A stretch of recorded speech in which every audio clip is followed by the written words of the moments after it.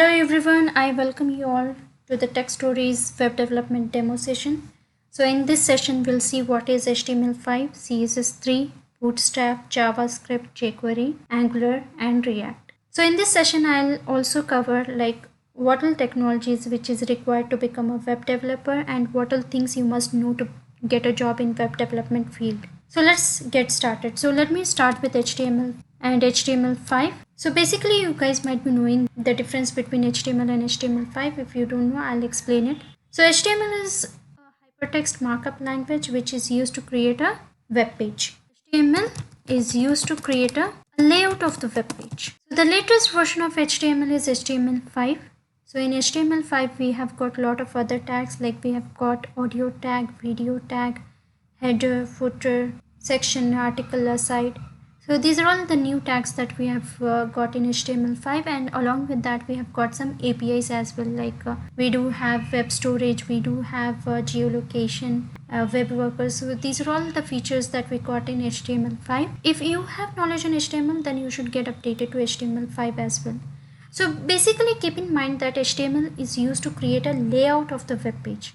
That means it doesn't have any background color or something. So let's say if you are creating a table using HTML, then you will just see a table without any background color, without any font size or any color. So if you want to style your table or if you want to style your web page, then you must use CSS. And the latest version of CSS is CSS3, and the full form of CSS is Cascading Style Sheet. So CSS is basically used for styling a web page. Let's say if you want to create a button, then with the HTML you can just create a layout of the button, but when it comes to CSS you can give a background color to that button, you can give a font size to the button and also the border radius. You can do any styling with CSS. Now when we have HTML and CSS, why do we need Bootstrap? HTML will give a layout to the web page, CSS will style the web page, and you can use Bootstrap to make the web page responsive. So we use Bootstrap to make the web page responsive.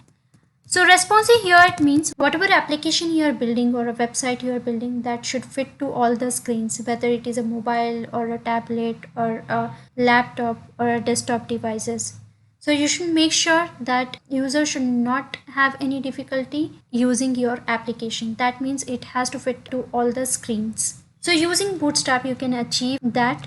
And when it comes to JavaScript, so using JavaScript you can make your application dynamic. Let's say if you have a button, so if you click on button, some event should occur, right? Let's say if you are clicking a button, some pop-up is coming, and you might have seen when you are filling a form fields, right? When you fill some password, then what error message it gives, that your password should be of length 8 characters, or it will give you the error that this field is required, or it gives you error that your password should contain one uppercase and one special character. These all are errors coming because of JavaScript. And you might have seen some animations and some key in events, key out events, and some loading events, right? So when you get into a page, some pop-up is coming, some warnings are coming. So these are all happening because of JavaScript. So you can write some logics. Let's say if you want to make any HTTP call even, then you can do it using JavaScript. So in JavaScript also, if you are having a knowledge on advanced JavaScript like ES6 features, that is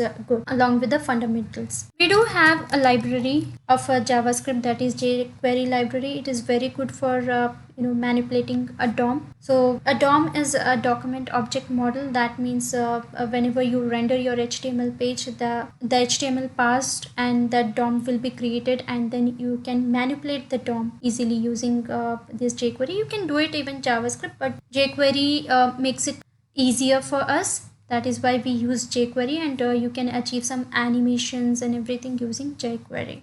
So now when we talk about Angular or React, so let's say if you have a knowledge on Angular and if you are a fresher and want to get a job, then Angular will become an added advantage for you to get a job. So Angular is a framework of a JavaScript which is used to build a single page application. You can even learn React if you want. If you don't want to go ahead with Angular, then you can go ahead with React.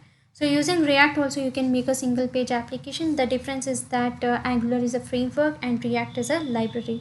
So that means in Angular you have everything, you have every library which is enough for developing an application. But when it comes to React is just a library. If you want to achieve some functionality, then you may need to install some external libraries. That means you have a option of choosing your own libraries in the application.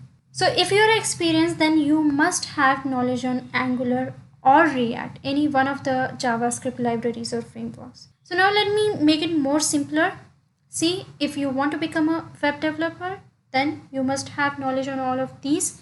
If you have knowledge on CSS preprocessors like Sass, inlays, that will be again an added advantage. So as I said, to become a web developer, you must have knowledge on HTML5, CSS3, Bootstrap and JavaScript. So HTML is used to create just a layout of the web page. When it comes to CSS will style your web page. When it comes to Bootstrap will make your application responsive.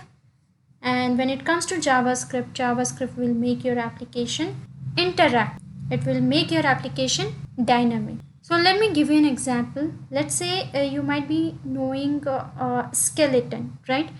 So skeleton is a HTML layout, and when you see a skin color or hair color or eye color, all these things are CSS, and the functionalities in our body is a JavaScript. So this is one of the best example I can give about HTML, CSS, JavaScript. So let me show you the TechStories application. From there I will show you what you can consider as HTML, CSS, Bootstrap and JavaScript. So TechStories application is built on Angular. Now if you can see this application, we do have header, and this this pop-up which is coming because of JavaScript. Even when I click on something, let's say here I have a quick inquiry button. When I click on this, the pop-up comes. That is coming because of a JavaScript. Okay, and what you see here, like say the background color of this, font color and the font size, these are all things are coming because of CSS. Okay, and you are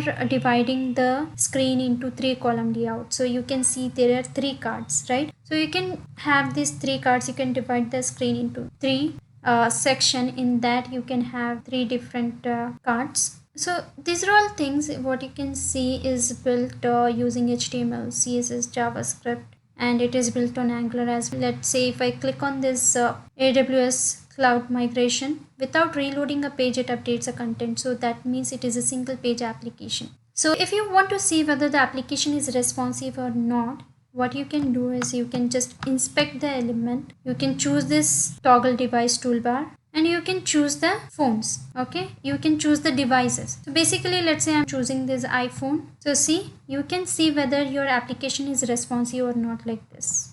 So it is responsive. So you can see it is fitting to this screen, right? And you can see this slider. This is also using JavaScript, CSS, HTML. Okay, and yeah, so this you can achieve using Bootstrap or any other library as well. If you don't want to use Bootstrap, you can choose any other CSS library. Okay, so these are all things that are happening because of these web technologies only. So if you want to become even a front-end developer, then you should have knowledge on these technologies. So this is how you should see whether your application is responsive or not. You can choose the different devices. So you can see mobile small device. When I click on this, mobile medium device, mobile large devices, tablet devices, right? See this is a tablet device. So you can see whether my application is responsive or not, like this. You might have gone through a situation. If you open some application in your mobile device, you will get horizontal bar and it won't be responsive. That means when you click on buttons or something, some functionalities won't work properly because it is not mobile friendly, right?